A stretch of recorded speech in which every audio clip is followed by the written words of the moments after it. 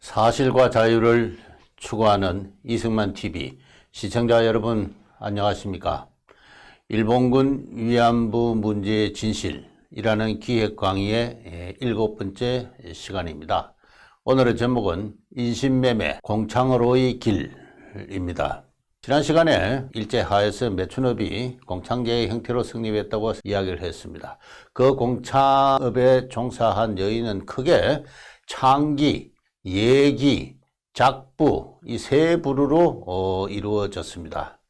창기는 지난 시간에 설명한 대자부에서 성매매를 전업으로 하는 여인들입니다.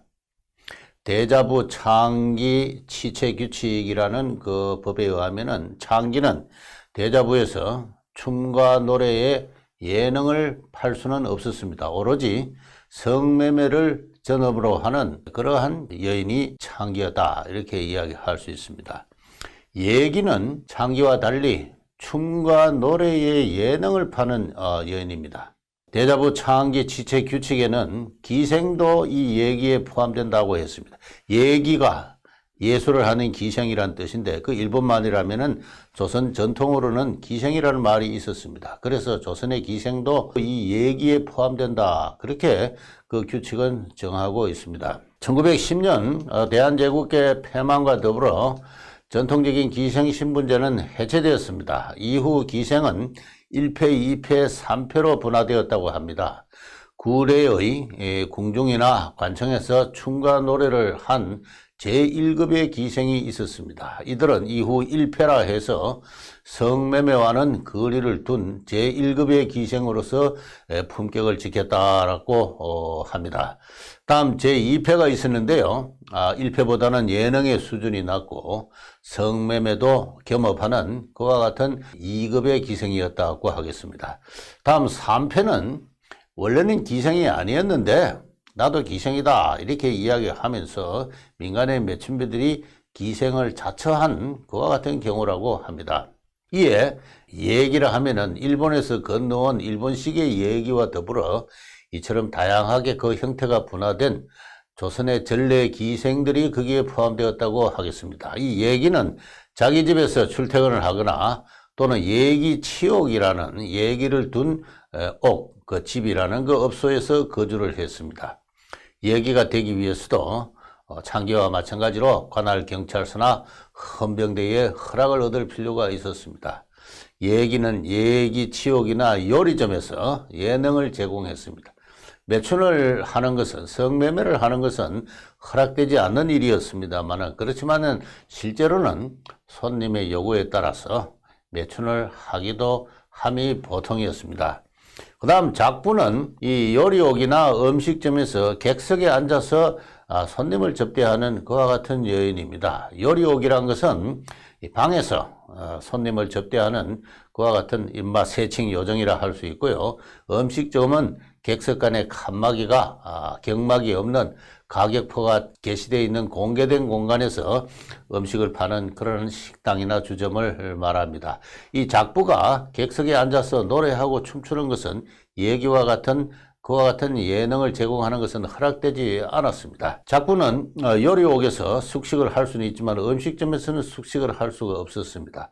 작부도 원칙상 성매매를 해서는 안 되지만은, 그러나 작부도 손님의 요구에 따라서 성매매를 하는 것이 보통이었습니다. 이 보여드리는 이 화면은요, 1937년에 예기, 작부, 창기의 성병 금진 연인은 연간 금진 횟수, 성병 감전율 등을 나타냅니다. 창기, 예기, 작부별로 연간 금진 총 연인이 나오고요. 그 일본인, 조선인별로 구분이 있고, 그리고 1인당 연간 수진 횟수를, 금진 횟수를 보면은 창기의 경우 일본인이 53회, 예기는 23회, 작부는 49회입니다. 그러니까 예기는 다소 성매매와 어느 정도 거리가 있는 뭐 한 달에 2번 정도 그렇게 성병 검진을 받았다면은 창기나 작부는 사실상 성매매업에 있어서는 거의 동일했다고 이야기를 할 수가 있습니다. 일본인과 조선인의 검진 횟수에서는 큰 차이가 없고요. 다만 예기의 경우 조선인 예기의 검진 횟수가 이렇게 낮은 건데 이것은 조선인 기생 가운데는 성매매와 별 관계가 없는 예능만을 전문으로 하는 기생들이 있었음을 알 수가 있습니다.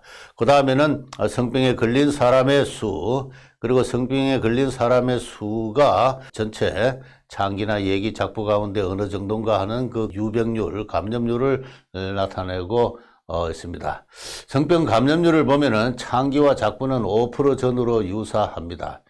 다시 말해서 앞서 말씀드린 대로 작부는 창기업을 할 수 없음이 규칙입니다만은 현실에서는 창기나 작부나 다 구분 없이 내천에 종사했다 이렇게 확인할 수 있습니다.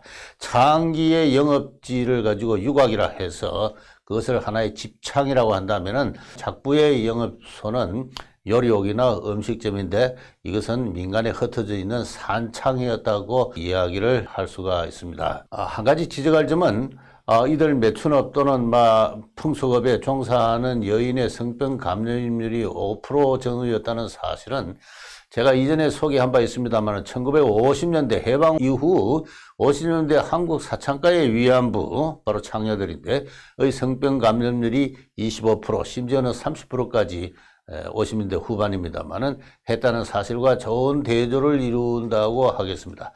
공창제도가 제도적으로 폐지된 탓도 있지만은 신생 한국 정부의 위생 보건 행정이 얼마나 허술했는가를 이로부터 알 수가 있습니다. 다시 말하면은 일제 시대의 창기와 예기와 작부는 꽤나 엄격하게 관리되고 통제된 위생 환경에서 손님을 접대했다. 성매매에 종사했다. 그렇게 이야기를 할 수 있습니다. 이 사실은 나중에 일본군 위안소 제도를 제가 설명할 때 다시 언급하겠습니다만은 그와 관련해서 기억해 두시면 좋다고 생각을 합니다. 이 창기, 예기, 작부의 총수를 살피면은 다음 그림과 같습니다. 이 보여드린 그림은요, 이 민족별 창기의 수를 나타냅니다. 이 파란색이 일본인 창기고요. 주홍색이 조선인 창기입니다. 일본인 창기가 훨씬 더 많았습니다. 조선인 창기도 30년대에 증가하기 시작해서 이것이 일본인 창기를 능가하기 시작하는 것은 39년 정도입니다. 그러나 전체적으로 창기, 대자부, 유곽에서 손님을 만난 것은 대체로 일본인 창기가 더 많은 가운데 그 수는 감소하는 추세였다. 라고 이야기를 할 수 있습니다. 다음 그림을 보면요. 이것은 민족별 예기의 수입니다. 이것이 아주 재미있는 현상인데요. 예기의 수는 조선인이나 일본인이나 증가하다가 1929년을 넘었으면 조선인 예기가 급속하게 이렇게 증가하는 것을 볼 수가 있습니다. 그렇게 해서 1939년이 피크가 되어가지고 이게 6,122명이나 달했는데요. 이후 급속하게 감소하는 것은 전 시기가 되어서 요리즘에 대한 어떤 정시 통제가 강화되기 때문에 그렇다라고 할 수가 있습니다. 요 30년대에 걸쳐서 조선인 예기가 급속하게 증대하는 것, 다시 말해서 조선인 기생이 급속하게 증가하고 있는 것, 요거 염두에 두시고 전체적 상황을 파악해 주시면 좋겠습니다. 다음 자료를 보시면요, 민족별 작부의 수입니다.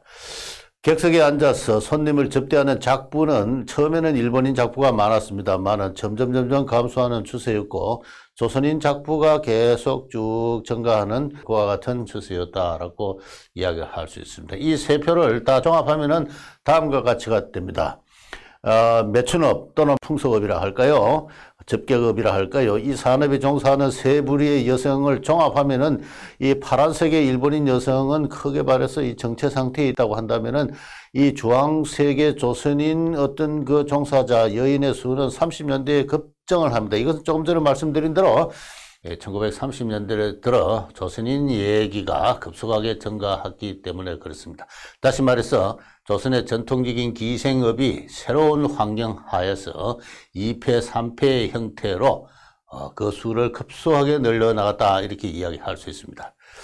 그 시대적 배경에 대해서는 제가 지난 시간에 소개한 바가 있습니다. 다시 한번 상기해 드리면요. 식민지 개발에 따라서 1930년대에 이르러 조선인의 소득 수준이 높아지자 유곽을 방문하는 조선인의 유행객 수가 늘어났습니다.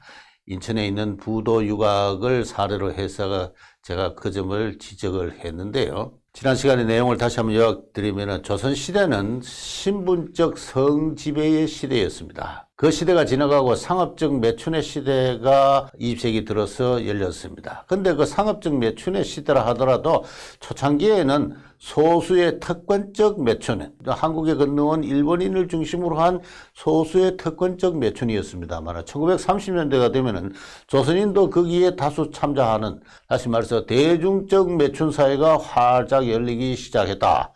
그렇게 이야기를 할 수가 있습니다. 그러자 우리의 전통 기생업이, 그러니까 예기 치옥이나 요리옥에서 근무하는 예기나 또는 음식점의 작부의 형태로 그 모습을 바꾸어서 널리 성매매 산업에 종사하는 여인으로서 널리 확산되어 갔던 것입니다. 다시 말해서 대중적 매춘 사회가 열리자 전통 매춘업이 예기와 작부의 형태로 대응한 것이죠. 바로 그 현상이 조금 전에 표에서 본 대로 1930년대에 들어 매춘업에 종사하는 조선인 여인이 일본 여인을 크게 능가하면서 증가한 현상의 하나의 역사적 의의다, 이렇게 이야기를 할 수가 있습니다. 이런 시대적 배경을 전제해서야 나중에 1937년에 공식화되는 일본군 위안소 제도의 역사적 의의를 이해를 할 수가 있는 것입니다. 그럼 오늘의 주제로 지금 들어가겠는데요. 이 매춘 산업에 종사한 여인들은 어떠한 경로로 이 대자부 유곽이나 예기 치옥이나 요리점이나 음식점으로 가게 되었나요? 그 문제를 살펴보도록 합시다. 오늘의 강의 제목 인신매매, 바로 그것이 그 대답입니다. 조선으로 건너온 일본인 남성으로부터, 특히 그 일본군으로부터, 나아가서 소득 수준이 높아진 조선인 남성으로부터 성매매 수요가 발생을 하자 성매매의 공급이 이루어졌습니다. 그렇게 해서 하나의 성매매 시장이 형성된 건데요. 이 공급은 다양한 경로로 이루어졌습니다. 전통 기생이 신분적 폭력에 의한 세습이었다면 그런 시대는 물러가고 이 상업적 계약의 시대가 찾아왔습니다.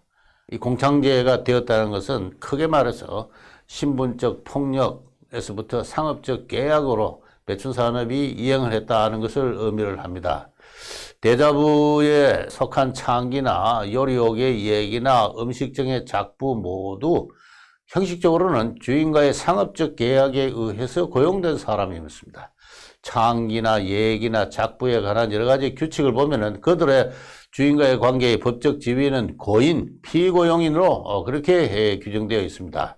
지금 보여드리는 자료가 바로 그건데요. 이것은 1910년 공창제 시행과 더불어 발표된 대자부 창기 지체 규칙입니다. 제6조를 보면요. 대자부 영업자 또는 그의 동거, 호주 또는 가족은 고인 주선업을 할 수 없다.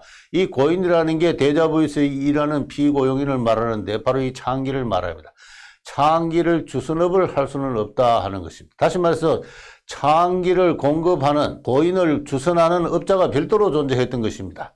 성매매 시장이 열리자 성을 공급하는 시장기구로서 일종의 직업소개서 같은 업자가 생겨나서 여인을 모집해서 대자부 업자에게 그를 인도하고 그 소개료를 받았던 것입니다. 이 점은 자세히 설명드리지는 않겠습니다만 예기나 작부의 경우에도 마찬가지입니다. 그 다음 제7조를 보면요. 대자부 영업주는 창기와의 관계에 있어서 창기의 의사에 반하여 계약의 변경 또는 포주인 대자부 영업자의 변환을 강요할 수 없다. 그다음에 함부로 창기의 계약, 폐업, 통신, 면접을 방해하거나 타인으로 하여금 방해하게 할 수 없다. 이렇게 되어 있습니다. 이 사실은 양자가 법적 형식으로는, 그 내용에 있어서는 전혀 별 문제입니다만 법적 형식으로는 평등한 지위로서 양자의 관계가 기본적으로 상업적인 계약 관계임을 이야기를 하고 있습니다. 이것이 근대 공창제의 특질임은 제가 지난 강의에서 지적한 바가 있습니다. 국가가 전근대적인 인신매매를 금지하고 공창의 인권을 보호하고 그 위에 성병을 통제하고자 했음이 이 공창제의 기본 취지였던 것입니다. 그러면 이 고인 주선업을 하는 업자들은 어떻게 창기를 모집하였을까요? 어떻게 예기와 작부를 모집하였을까요? 이와 관련해서 보여드리는 화면을 다시 자세하게 소개를 하겠습니다. 역시 1910년에 발표된 이 대자부 창기 취체 규칙인데요. 그에 의하면 창기로서 영업을 하기 위해서는 경찰서장에 신청해서 허락을 얻어야 되었습니다. 그때 영업 신청서와 더불어 몇 가지 서류가 첨부될 필요가 있었습니다. 부의 취업 승낙서가 그것입니다. 부가 없으면, 아버지가 없으면 어머니가 취업 승낙서를 작성을 합니다. 근데 어머니마저 없으면 호주가, 보통 아버지가 호주인 경우가 많지만은 뭐 할아버지가 있다든가 또는 아버지나 어머니가 다 죽고 뭐 오빠가 호주인다든가 뭐 그런 경우가 되겠죠. 그러니까 할아버지나 오빠나 등 호주가 승낙서를 작성을 하고 거기다가 인감을 찍어야 됐습니다. 이를 증명하기 위해서 인감증명서와 그리고 이 창기와 그리고 승낙한 사람들 간의 혈연관계를 증명하는 호적등본도 제출되어야 됐습니다. 다시 말해서 창기와 예기나 작부가 되기 위해서는 부모나 호주의 승낙이 필요했는데 바로 이 사실로 인해서 부모나 호주가 딸을 팔 수 있는 시대가 열리게 된 것입니다. 이 사실이 대단히 중요해요. 조선시대에는 사람을 사고 팔 때 그 대상은 노비에 한했습니다. 노비는 세습신분이었고 세습적인 노비를 노비주들이 사고 팔고 그렇게 했습니다. 근데 19세기가 되면은 경제적 상황의 변화와 그리고 뭐 악화에 따라서 노비가 아닌 상민 남자가 자기 몸이나 가족 모두를 노비로 파는 현상이 나타납니다. 그렇게 해서 작성된 문서를 가지고 자매문기라 그러는데요. 스스로 자기 자신을 흉년에 먹고 살 수가 없으니까 부인을 포함해서 아들, 딸 모두 뭐 7명, 7명, 3명이면 3명을 모모 주인에게 영구히 노비로 스스로 판다. 뭐 이런 현상은 나타나기는 합니다만은 그러나 아버지가 또는 호주가 가족의 일부를 예컨대 딸을 곧 떼내어 가지고 파는 현상은 지금까지 알려진 바가 없습니다. 왜 그러느냐? 지난번에서 지적한 대로 상업경제의 수준이 낮았던 것이 그 한 가지 원인이라면 다른 한 가지 원인은 가족을 팔 수 있는 가부장권이 조선시대에는 존재하지 않았습니다. 이게 일본에서 지난번에 설명한 대로 유녀옥의 형태로 인신매매를 당한 여자들이 그 유녀업에 종사할 수 있었던 것은 일본의 경우에는 가족제에서 호주가 가장이 딸을 팔 수 있는 그런 권한이 있었어요. 그런 가부장권이 조선시대는 존재하지 않았습니다. 그런데 일본의 지배를 받으면서 가족제에서 큰 변화가 생깁니다. 가족이라는 말 자체가 일본말로서 일본에서 들어온 말입니다.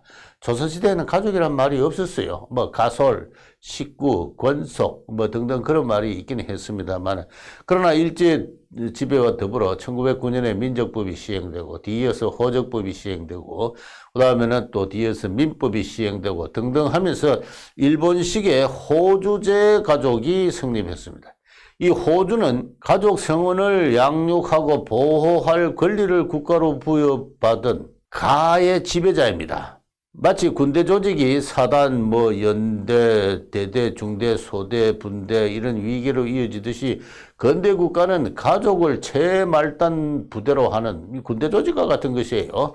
그래서 분대장이 말단의 분대장이 소속 병졸 한 8명 정도를 지배하듯이 호주는 국가로부터 자기에 속한 부대원, 가족을 양육하고 보호할 의무와 권리를 갖게 되는 것입니다. 그것이 근대 가족이에요. 오늘날은 완전히 이러한 가족제가 해태져서 오늘날의 현대가족은 완전히 남녀 간의 성의 단위, 자녀 출산과 양육의 단위로 되어 있고 그리고 남녀 평등의 시대가 되었습니다만 그러나 근대만 하더라도 이 가족이 가부장으로서 가족원을 지배하는 그러한 시대였습니다. 따라서 가족의 출생, 사망, 결혼, 이혼, 입양, 파양, 상속, 분가 등등 그 가족 구성원의 지위의 변동은 호주의 성인과 그리고 신고를 통해서 이루어지게 됩니다. 이것이 호주제 가족이에요.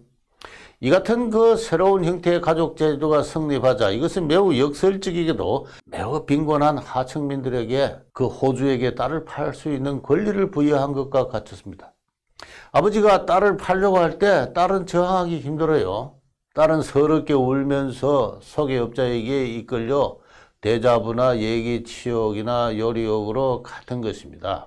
바로 이와 같은 새로운 제도적 변화가 이 성매매 산업을 공창제를 성립시키는 데 대단히 중요한 역할을 했습니다. 이 같은 상황이 조성된 데에는 단순히 가족법이나 가족제도의 변화만이 아니라 우리의 전통적인 하나의 환경 조건으로서 이 하청 신분의 하청 계층의 가정윤리가 극히 취약했다는 그 문화적 조건도 한몫에 큰 역할을 했습니다. 이 보여드리는 이 자료는요, 1921년 개벽이라는 잡지에 실린 기사인데 상인의 타락이라는 그와 같은 그 기사입니다.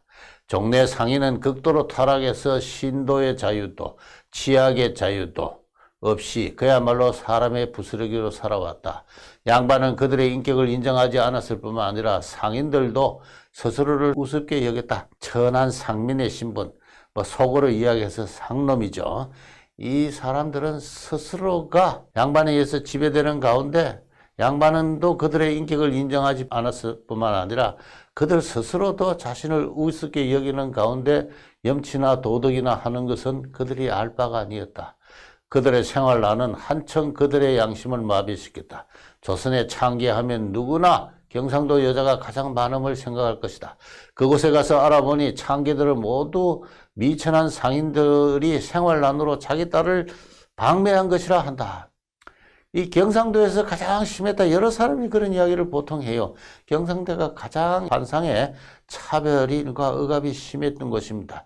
그런 가운데서 양반 마을에 속하거나 그에 인접한 상민 마을의 경우에는 양반의 오래된 지배 곁에 지배 나머지 극히 가정윤리가 취약해서 조금이라도 생활에 곤란이 생기면은 쉽게 딸을 파는 이와 같은 그 풍토가 성립해 있었다 하는 그와 같은 그 이야기입니다. 오랜 세월 상놈으로 종놈으로 지배를 당하고 약치를 당하는 사이 상민의 가정윤리가 극히 불건전한 양상으로 성립해 있는 이와 같은 실정인 것이죠. 호주는 가족 성원을 양육하고 보호할 의무라기보다도 억압하고 갈취하는 권리에만 충실하는 그와 같은 그 실정이기도 했습니다. 이 기사는 경상도에서 가장 그 폐풍이 심각하다고 했는데요. 그것은 경상도에서 가장 신분지와 억압이 심했던 것과 무관한 현상이 아니겠습니다. 나중에 소개하겠습니다만 생존하는 일본군 위안부의 거의 절반은 경상도 출신입니다. 그 점도 이 기사의 주장을 뒷받침하고 있습니다. 이 보여드리는 이 자료는요, 1934년에 춘원 이광수 선생이 쓴 팔려가는 딸들이라는 글입니다. 이것도 경상도 이야기입니다. 대구에서 39세 된 아비가 15살 된 딸을 160원에 팔아먹은 것을 딸의 동창생들이 속하려고 몸값을 갚으려고 서로 돈을 모으고 있다고 한다. 딸을 팔아먹는 것쯤은 동양청주에서 그리 신기할 것이 아니다. 혹은 남의 딸과 아내를 깨어 팔아먹기도 하고 혹은 제 아내를 팔아먹는 일도 있다. 팔아서 먹는 놈이 있는가 하면은 한편으로는 사다가 먹는 놈도 있다.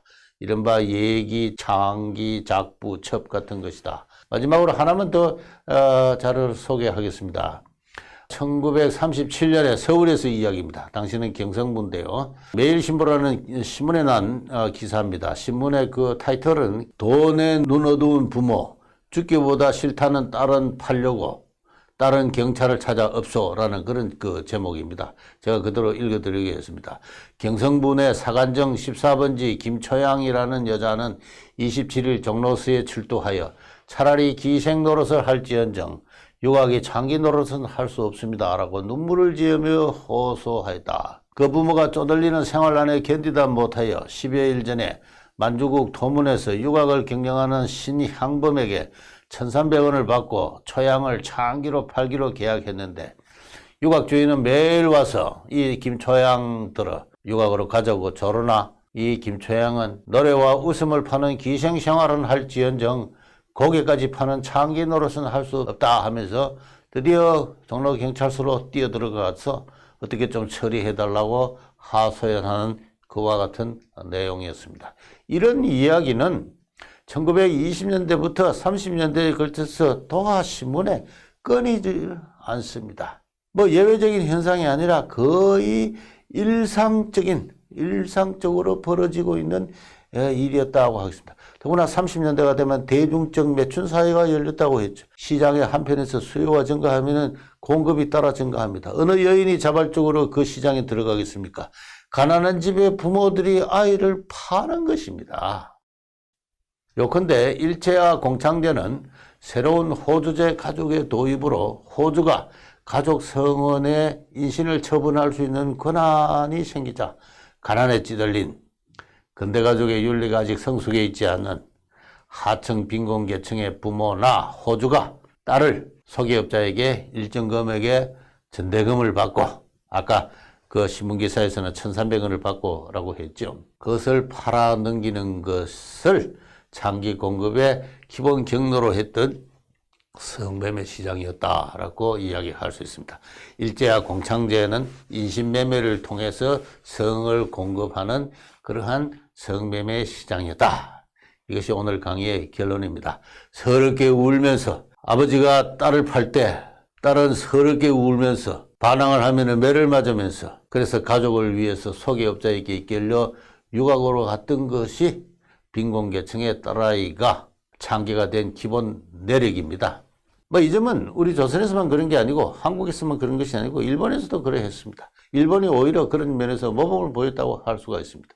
다시 말해서 전근대적 폭력적 인신매매를 금지한다고 근대국가가 공창제를 시행을 했습니다마는 그 가족제적 특질로 인해서 그 여성의 인권에 저발달되는 시대적 한계에 규정되어 가지고 상업적 계약의 새로운 형태의 인신매매를 공인한 것에 다름 아닌 것이 근대 공창제였다고 하겠습니다.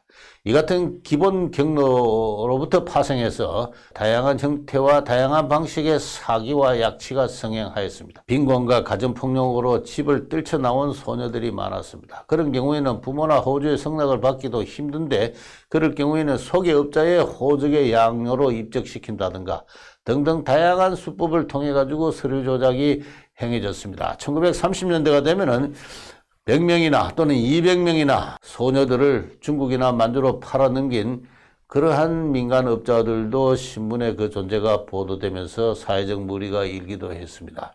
다음 시간에는 이렇게 조선 국내에서 성립한 매춘 산업이 30년대가 되어서 일본으로, 만주로, 중국으로, 대만으로 그 진출한 역사를 살펴보겠습니다. 그 역사의 한편의 흐름이 다름 아닌 일본군 위안소 제도이기 때문에 그렇습니다. 그 매춘업의 국제화 현상을 다음 시간에 살피도록 하고, 오늘은 여기서 제 강의를 마치겠습니다. 경청해 주셔서 감사합니다.